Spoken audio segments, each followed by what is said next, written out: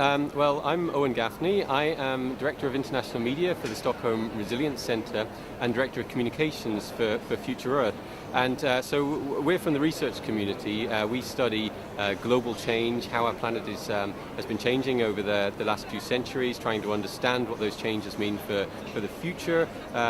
Both organisations are looking at tipping points in the Earth system and the risks of tipping points if we go beyond 2 degrees. So for the last decade or so, we've been very, very focused on providing the evidence base for what is a safe operating space for humanity, both in terms of climate, but also in terms of biodiversity, ocean acidification, ozone depletion, land system change, water use, aerosols, small particles in the atmosphere, all the planetary boundaries that keep us in this stable Holocene state.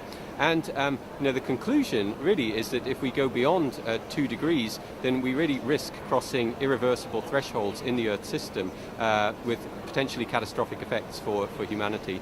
So we're here to really work with negotiators. Some of our team are part of the negotiations teams for Sweden, for example, and work with other groups to really push for a very strong binding agreement here related to the 2 degree target.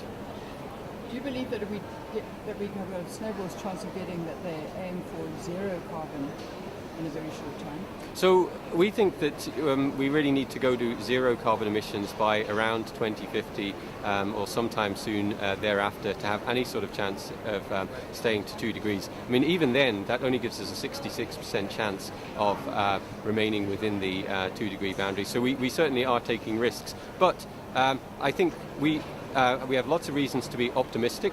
I mean, I think a good agreement here would be if 20% of countries, or if 20% of countries agree to emissions reductions of around 4% or more per year to really move on to a transformational trajectory. That would be ideal for that. I think that would set a strong signal to nations, to the markets, that we are moving towards a zero emissions future for the planet. I interviewed an Arctic expert who claims that there's already too much carbon dioxide. We've already got 3 degrees with the carbon dioxide that's out there now. Even if we stop dead, we go to 3 degrees unless we can work out how to get it out. What do you say to that? What's your research found? So, I mean, there's always uncertainty in the calculations on how much emissions are going to bring us to 2 degrees or 3 degrees. I mean, the Intergovernmental Panel on Climate Change estimates that we have about 1 trillion tons of carbon dioxide budget will take us to 2 degrees.